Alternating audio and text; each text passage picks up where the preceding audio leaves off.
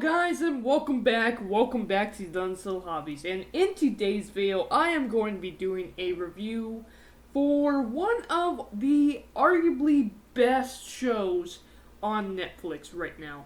I am going to be doing a review for The Umbrella Academy Season 2. Oh boy, let's go ahead and get into this. So, I like heroes, and particularly, I'm not into DC at all. I usually just like Marvel, and some of the Marvel shows that they used to have on Netflix and stuff, I really liked. I really enjoyed, like the Iron Fist and Luke Cage. That was a really cool show, and I can't wait for the new ones that they announced that it's actually going to be going on Hulu. I'm a really big superhero Marvel fan. I really am. I'm much more into Star Wars than I am Marvel, but I do enjoy my Marvel superhero shows. And oh boy, when I first heard of it, I was kind of like, this looks like every other superhero show I've seen. I really wasn't impressed by the trailers or anything like that, but I decided, you know what, one night I was just looking for something to watch. I heard some really interesting, good reviews for The Umbrella Academy, and I sat down and watched season 1. And just from the first episode alone, usually it takes me a bit. Usually I have to see, I give it at least the first 3 episodes, and if I'm not interested in by the 3rd episode, I drop the show. That's how I am. I've watched, but actually, when it came to The Umbrella Academy, from the very first episode, I was happily surprised. I got into it right away, especially by the end of it, and my god, The Umbrella Academy is so fantastic. It is so different than anything I have ever seen in terms of a TV show. What makes The Umbrella Academy really, really different from all the other TV shows out there, all the other hero stories out there, whether it be My Hero Academia, Iron Man, whatever, or Batman, doesn't matter. What makes The Umbrella Academy really different for a superhero show is, and you get it from the very first episode, family. Family. That's the big key to this series. And you see that play even more in Season 2. So, I will be honest with you. Season 1, I almost said Episode 1. Season 1 was so good and impressed me so much. Of course, there was no way Netflix, with such a high hit show, could not do a Season 2, you know? But I kind of expected, because Season 1 was so good, there's no way they could top Season 1. I knew I was going to enjoy Season 2, but I didn't think that they could beat Season 1.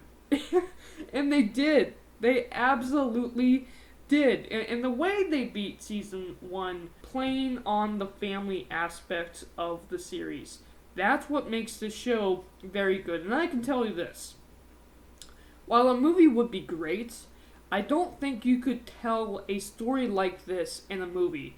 I don't think you could tell this type of family dynamic story in a single movie. So I'm very happy that this is a show.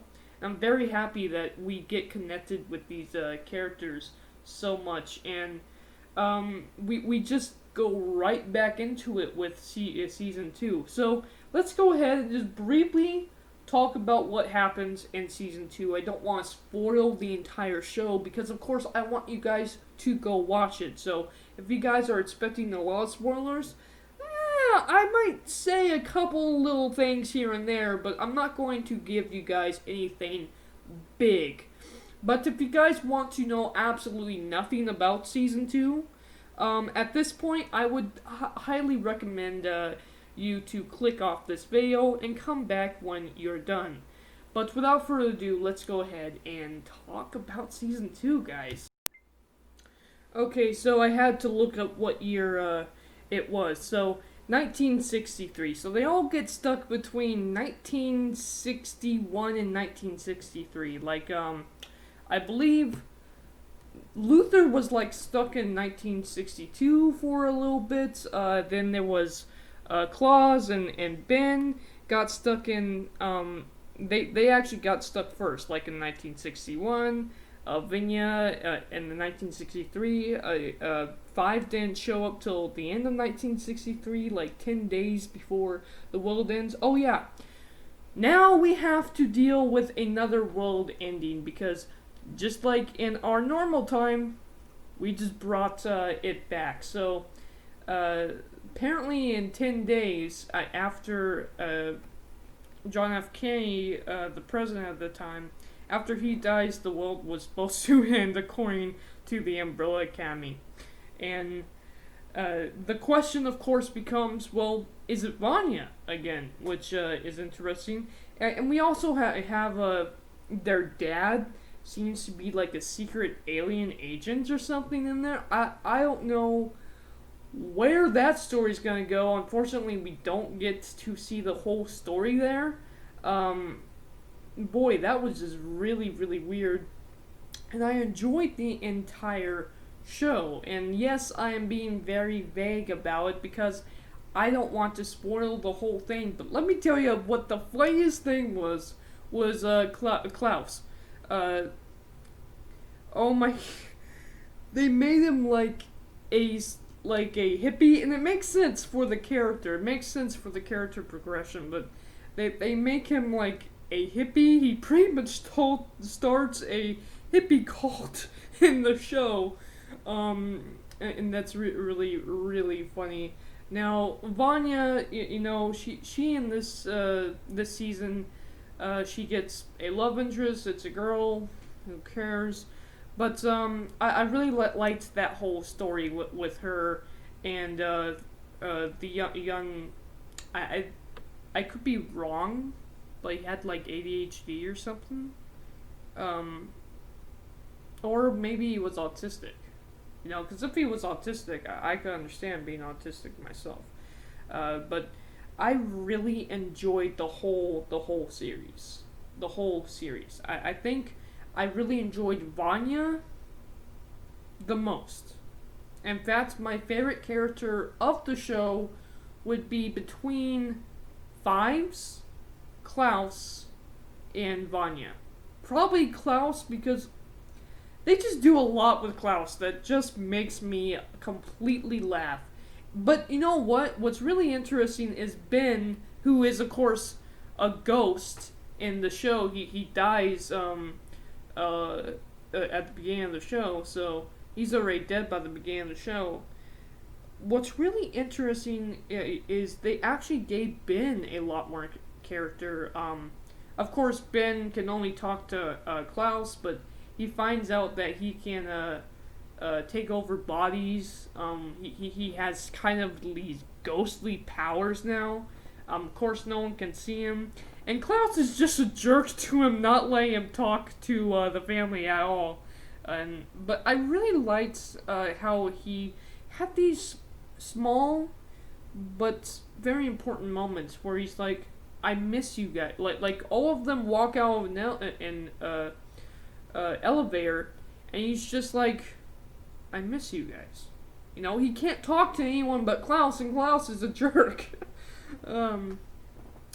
And then the whole thing about he connects with Vanya in a very interesting way. I'm not going to spoil exactly what happens, but just to give you a little bit of a setting the scene here, Vanya, her powers are running out of control again. She can't control them, and Ben gets the idea. Well, because no one can get near her, Ben can. So he tries to go to her, and of course has to enter her mind because he's a ghost, so he can do it. And the connection between him and Vanya was really, really good. What he said to Vanya, talking about Vanya is like saying how she's a monster, how she doesn't deserve to be there. And Ben's like, just because you had a really, really bad way of growing up, and I'm paraphrasing, of course. doesn't mean that you're a bad person. And I just loved that. And the whole lessons of the show really comes down to just understanding family. And that's really, really important to me. Now, there's a whole nother thing with Diego. I'm not going to go into that because that's probably like the best part of the show is Diego and his somewhat girlfriend. But I'm not going to go into that because, again, I don't want to tell too many spoilers. But the best parts was definitely Vanya and Ben to me. The best parts of the show was definitely Vanya and Ben. Klaus was just hilarious. But what's really important, and I hope people actually take to heart the lessons from the Umbrella Academy, because what's really important, and you don't see this in many superhero shows. Now, you kind of see it in some team up shows and stuff like that, but you never get the feeling of straight up family. And that's what I love about the show, is that you get the feeling of family. That they argue, they fight, but they always are there for each other, even when you think that they're not going to be. And the way they play out these characters are just so well. They're so good characters, and that's what makes the Umbrella Academy so good. And that's what made the Umbrella Academy Season 2 better than the first to me, is just because of how separated they are. Because in this show, more than the other one, more than Season 1, they're more separated than ever. But it's always, at the end, it's always a family that brings them back together, and that's just a lesson that I take to heart, because that, of course, that happens in my own personal life. So, family is the most important thing, especially during times like this, you know. And I feel like if there was ever a show that really needed to be watched by people today, it would be the Umbrella Academy, because of the sense of family that you get from the show.